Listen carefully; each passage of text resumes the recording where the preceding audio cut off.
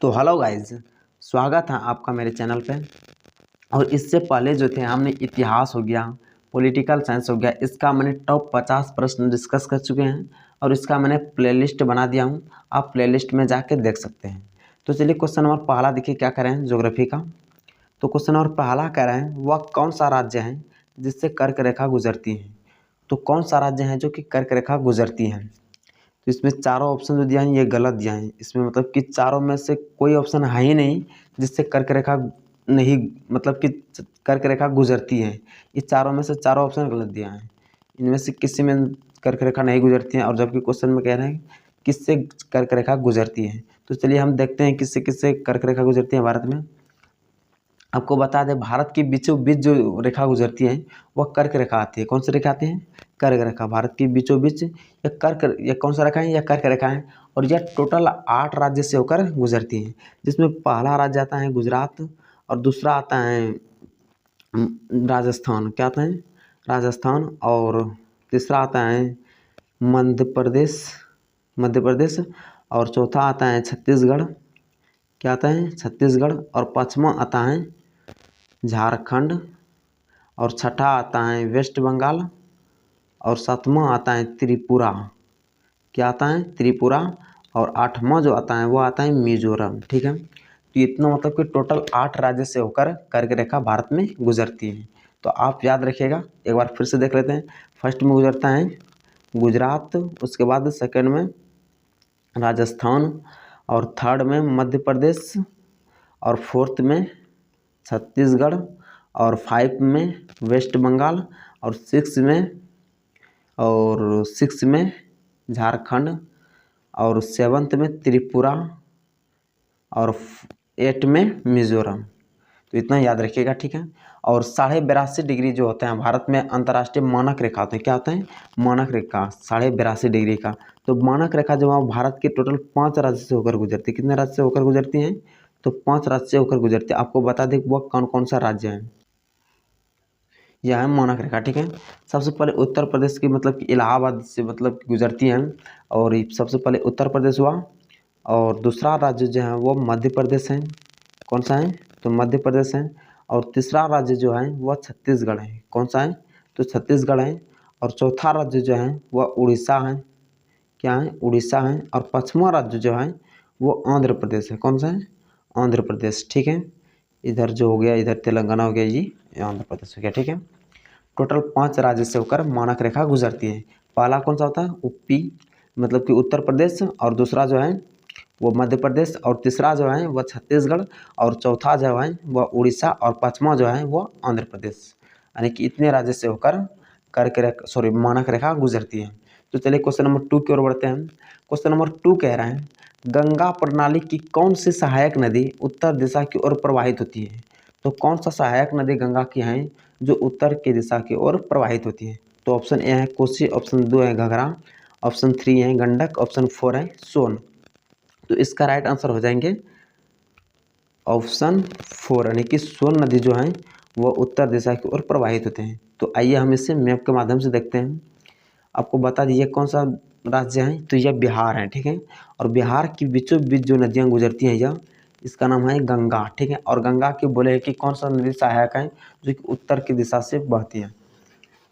अब देखिए इसमें सोन नदी जो है यह उत्तर की दिशा से जा रहे हैं। आपको बता दीजिए ये हुआ पूर्व और ये हुआ पश्चिम और ये हुआ उत्तर और ये हुआ दक्षिण, ठीक है। तो और इधर से जो आता है यह घाघरा नदी आता है।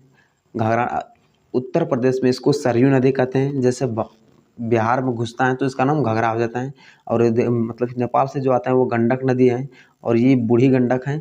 और ये जो है गोमती नदी है। और कमला नदी जो है यह कोसी का सहायक नदी है। और इधर से जो आता है मतलब कि सिक्किम से वो महानंदा नदी है, ठीक है।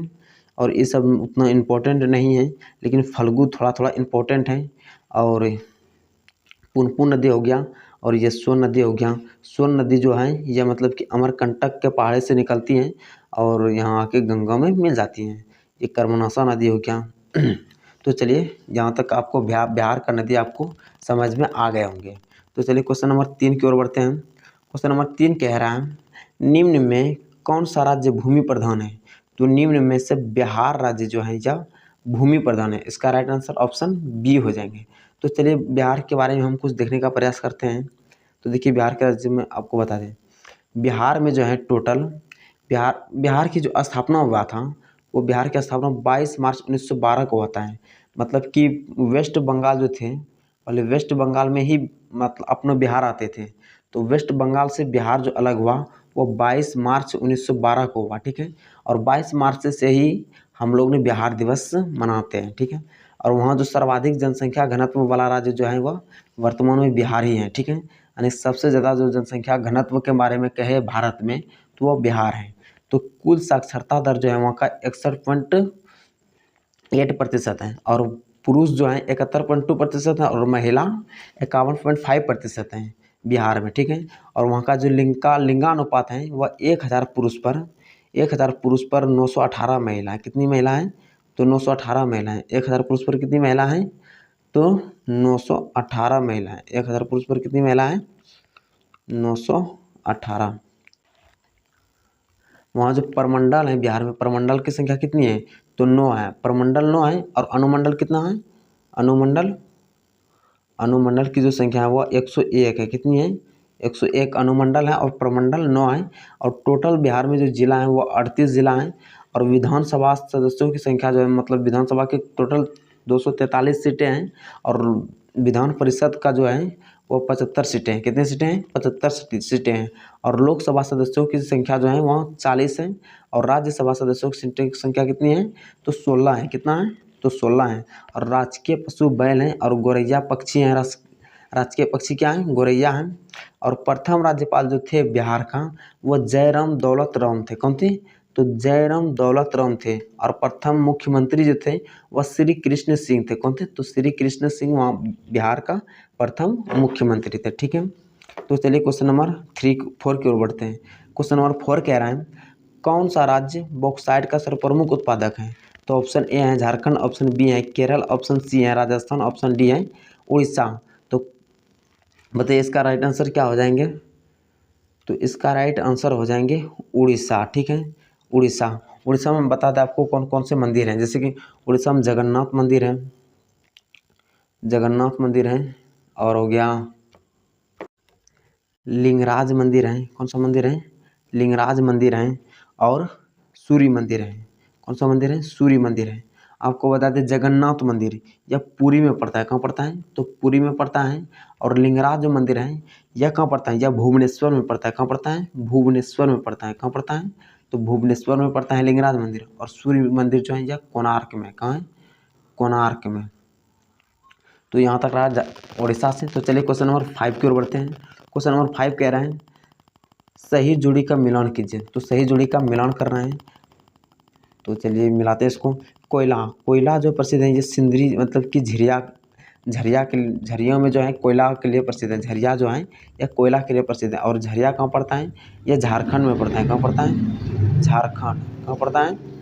झारखंड। झरिया झारखंड में पड़ता है और यह कोयला के लिए प्रसिद्ध है। और लोहा राउरकेला में है, मतलब कि राउरकेला में लोहा के लिए प्रसिद्ध है। और राउरकेला यह कहाँ पड़ता है? यह उड़ीसा में पड़ता है। कहाँ पड़ता है? उड़ीसा में पड़ता है। राउरकेला कहाँ पड़ता है? उड़ीसा में पड़ता है। और लिग्नाइट जो है यह नवेली में है। कहाँ है? नवेली में लिग्नाइट मिलती है। और नवेली जो है यह तमिलनाडु में। कहाँ है? तमिलनाडु में है। नवेली कहाँ है? तमिलनाडु में है। और हजारीबाग जो है अबरख के लिए प्रसिद्ध है। किसके लिए प्रसिद्ध है? अबरख के लिए प्रसिद्ध है हजारीबाग। यह भी झारखंड में पड़ता है। कहाँ पड़ता है? झारखंड में। हजारीबाग कहाँ है? तो झारखंड में, ठीक है। तो यहीं तक रहा। और क्वेश्चन नंबर 6 की ओर बढ़ते हैं। क्वेश्चन नंबर 6 कह रहे हैं लौह अयस्क की खाने कहाँ अवस्थित हैं? तो लौह अयस्क की जो खाने हैं वह कहाँ अवस्थित हैं? इसका राइट आंसर ऑप्शन बी हो जाएंगे। क्या हो जाएंगे? ऑप्शन बी हो जाएंगे। यानी कि सिंह भूमि में लौह अयस्क है, बस्तर में लौह अयस्क है, और मयूरगंज में लौह अयस्क है, और कोलार में लौह अयस्क है, ठीक है। तो आपको बता दें सिंह भूमि झारखंड में पड़ता है। कहाँ पड़ता है? तो यह झारखंड में पड़ता है। सिंह भूमि कहाँ पड़ता है? तो झारखंड में पड़ता है। और बस्तर की जो एरिया होता है ये छत्तीसगढ़ में। कहाँ है? छत्तीसगढ़ में बस्तर के एरिया है। और मयूरगंज है कहाँ है? उड़ीसा में। कहाँ है? उड़ीसा में, ठीक है। और कोलार जो है यह मध्य प्रदेश में, कहाँ है, मध्य प्रदेश में है। कोलार कहाँ है, मध्य प्रदेश। ठीक है, तो चलिए क्वेश्चन नंबर 7 की ओर बढ़ते हैं। क्वेश्चन नंबर 7 कह रहा है कौन से 2 लोहा इस्पात के कारखाने सोवियत संघ की सहायता से स्थापित किए गए थे। तो वह कौन से 2 लोह इस्पात हैं जो कि सोवियत संघ की सहायता से स्थापित किए गए थे। तो इसका राइट आंसर ऑप्शन सी हो जाएंगे, यानी कि बोकारो एवं भिलाई। बोकारो जो थे यह सोवियत संघ की सहायता से किया गया था और भिलाई भी सोवियत संघ की सहायता से किया गया था। ठीक है, भिलाई कहाँ है, तो भिलाई छत्तीसगढ़ में, कहाँ है, तो भिलाई छत्तीसगढ़ में है। और भिलाई इस्पात संयंत्र की स्थापना जो हुआ था, भिलाई इस्पात संयंत्र की स्थापना, इसकी स्थापना 1955 में हुआ था। कब हुआ था, तो 1955 में भिलाई इस्पात संयंत्र की स्थापना 1955 में हुआ था और यह छत्तीसगढ़ में है। और किसके सहायता से हुआ था, तो रूस के सहायता से हुआ था। और बोकारो स्टील प्लांट जो है यह झारखंड में, कहाँ है, तो झारखंड में है। और इसका स्थापना जो हुआ था 1964 में हुआ था। कब हुआ था, तो 1964 में बोकारो स्टील प्लांट का स्थापना 1964 में हुआ था और झारखंड में। और किसकी सहायता से हुआ था, तो सोवियत संघ की सहायता से हुआ था। और आपके लिए क्वेश्चन है जैसे कि जर्मनी की सहायता से कौन सा कारखाना संयंत्र स्थापित हुआ था। तो जर्मनी के सहायता से जो स्थापित हुआ था उसका नाम था राउरकेला स्टील लिमिटेड की स्थापना हुई थी। किसका, Rourkela steel limited. Rourkela steel limited की जो स्थापना हुई थी वह 1959 में हुई थी। कब हुई थी, तो 1959 में की गई थी। और यह जर्मनी के सहायता से की गई थी। किसके सहायता से की गई थी, तो जर्मनी के सहायता से राउरकेला स्टील प्लांट का स्थापना किया गया था 1959 में जर्मनी की सहायता से। और एक है ब्रिटेन, यानी कि यूनाइटेड किंगडम, ब्रिटेन की सहायता से किया गया था। उसका किसका स्थापना किया गया था, तो उसका दुर्गापुर लिमिटेड जो था ना, हिंदुस्तान स्टील लिमिटेड दुर्गापुर, इसको इस हिंदुस्तान लिमिटेड दुर्गापुर इसकी जो स्थापना की गई थी, इसकी स्थापना 1956 में की गई थी। कब की गई थी, तो 1956 में दुर्गापुर स्टील प्लांट का स्थापना 1956 में किया गया था और यूके की सहायता से किया गया था। तो फिर से बता दें, जर्मनी के सहायता से जो किया गया था राउरकेला स्टील प्लांट का स्थापना किया गया था। और कब किया गया था, तो 1959 में किया गया था। और यूके की सहायता से जो किया गया था वह दुर्गापुर स्टील प्लांट था और इसका स्थापना 1956 में किया गया था। कब किया गया था, तो 1956 में इसकी स्थापना किया गया था। ठीक है, और बोकारो जो था यह झारखंड में था, रूस की सहायता से किया गया था। और भिलाई जो है यह कहाँ है, यह छत्तीसगढ़ में है, यह भी रूस की सहायता से। तो चलिए क्वेश्चन नंबर 8 की ओर बढ़ते हैं। क्वेश्चन नंबर 8 कह रहे हैं सिंदरी किसके लिए प्रसिद्ध है। तो ऑप्शन ए है थर्मल पावर स्टेशन के लिए, ऑप्शन बी है इस्पात उद्योग के लिए, ऑप्शन सी है उर्वरक कारखाना के लिए, ऑप्शन डी है सीमेंट उद्योग के लिए। तो सिंदरी जो प्रसिद्ध है वो किसके लिए प्रसिद्ध है, तो सिंदरी प्रसिद्ध है वह उर्वरक कारखाना के लिए। किसके लिए प्रसिद्ध है, तो इसका राइट आंसर ऑप्शन सी हो जाएंगे, उर्वरक कारखाना के लिए सिंदरी प्रसिद्ध है। ठीक है, थर्मल पावर स्टेशन के लिए प्रसिद्ध है सिंगरौली। क्या प्रसिद्ध है, सिंगरौली, जो कि कहाँ पड़ता है, यह मध्य प्रदेश में पड़ता है। और इस्पात उद्योग के लिए प्रसिद्ध है, इस्पात उद्योग के लिए जो प्रसिद्ध है वह भिलाई है। क्या है, वह भिलाई है। ठीक है, अभी जो मैंने आपको बताया था इसकी जो स्थापना की गई थी, कब की गई थी, तो इसकी स्थापना 1955 में की गई थी। कब की गई थी, तो 1955 में की गई थी। और भिलाई जो है यह कहाँ है, यह छत्तीसगढ़ में, कहाँ है, भिलाई छत्तीसगढ़ में। इस्पात उद्योग के लिए प्रसिद्ध है भिलाई। ठीक है, उर्वरक कारखाना के लिए प्रसिद्ध तो ये है सिंदरी। और सीमेंट कारखाना के लिए प्रसिद्ध क्या है, तो सीमेंट कारखाना के लिए जो प्रसिद्ध है वह चित्तौड़गढ़ है, जो कि राजस्थान में पड़ता है। कहाँ पड़ता है, राजस्थान में पड़ता है, वह चित्तौड़गढ़ है। कौन सा है, चित्तौड़गढ़ राजस्थान में पड़ता है। ठीक है, राजस्थान। तो क्वेश्चन नंबर 9 की ओर बढ़ते हैं। तो चलिए क्वेश्चन नंबर 9 देखिए क्या कह रहे हैं। क्वेश्चन नंबर 9 कह रहा है भारत के राज्यों के बीच क्षेत्र की दृष्टि से बिहार का क्या स्थिति है। तो भारत के राज्यों के क्षेत्रफल की दृष्टि जो है वो क्षेत्रफल की दृष्टि से बिहार की क्या स्थिति है। तो इसका राइट आंसर ऑप्शन बी हो जाएंगे, यानी कि 12वां सबसे बड़ा राज्य बिहार है। ठीक है, आइए हम इससे मैप से देखते हैं, मैप में कैसे कैसे हैं। क्षेत्रफल की दृष्टि से जो सबसे बड़ा राज्य है वह राजस्थान है। कौन सा है, तो वह राजस्थान सबसे बड़ा राज्य है। 1 नंबर पर जो है वह राजस्थान आता है और 2 नंबर पर जो है वह मध्य प्रदेश आता है। क्या आता है, तो मध्य प्रदेश पे आता है क्षेत्रफल की दृष्टि से। और 3 नंबर पे जो है वह महाराष्ट्र आता है। क्या आता है, तो महाराष्ट्र आता है। और 4th नंबर पे जो आता है वह यूपी आता है। क्या आता है, वो 4th नंबर पे यूपी आता है, और 5 नंबर पे जो आता है वह गुजरात आता है। कौन आता है? तो गुजरात आता है। और 6 नंबर पे जो है वह कर्नाटक आता है। कौन सा आता है राज्य? तो कर्नाटक आता है। और 7 नंबर पे जो है वह आंध्र प्रदेश आता है। कौन सा राज्य आता है? तो आंध्र प्रदेश आता है। तो यहाँ से आंध्र प्रदेश है और इधर तेलंगाना है। और 8 नंबर पे जो है वह उड़ीसा आता है। क्या आता है? उड़ीसा आता है। और 9 नंबर पे जो आता है वह छत्तीसगढ़ आता है। कौन आता है? तो छत्तीसगढ़ 9 नंबर पे आता है। और 10 नंबर पे जो है वह तमिलनाडु आता है। क्या आता है? तमिलनाडु वह 10 नंबर पे आता है। और 11 नंबर पे जो है वह तेलंगाना आता है। कौन आता है? तो तेलंगाना आता है। और 12 नंबर पे जो है तब बिहार आता है। 12 नंबर पे कौन आता है? तब बिहार आता है। कौन आता है? बिहार आता है।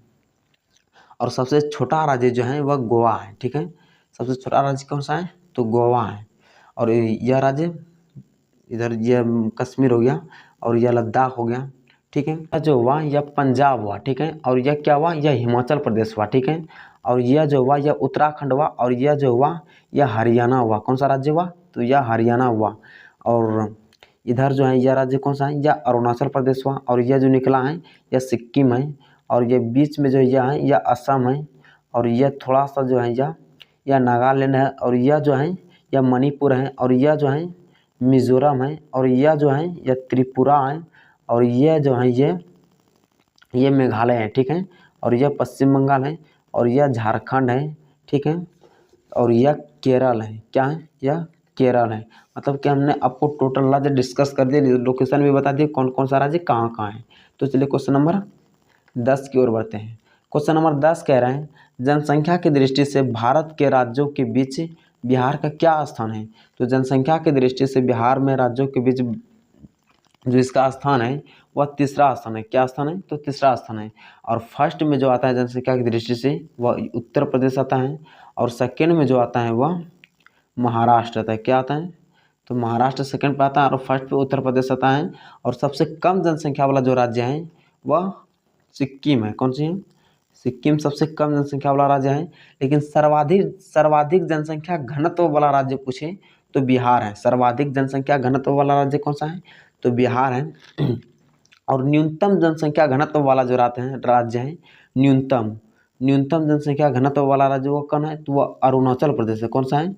अरुणाचल प्रदेश से सबसे मतलब कि न्यूनतम जनसंख्या घनत्व वाला राज्य अरुणाचल प्रदेश है। ठीक है, तो यहीं तक था क्वेश्चन। आज अगर जो आपको मेरा कंटेंट अच्छा लग रहा है और आपको पढ़ाई करने में मन लग रहा है तो आप हमसे जुड़िए। हमने इसी तरह वीडियो डालते हैं। तो चलिए यहीं तक, थैंक यू। नेक्स्ट वीडियो इसके बाद आएंगे और आप लोग देखिएगा।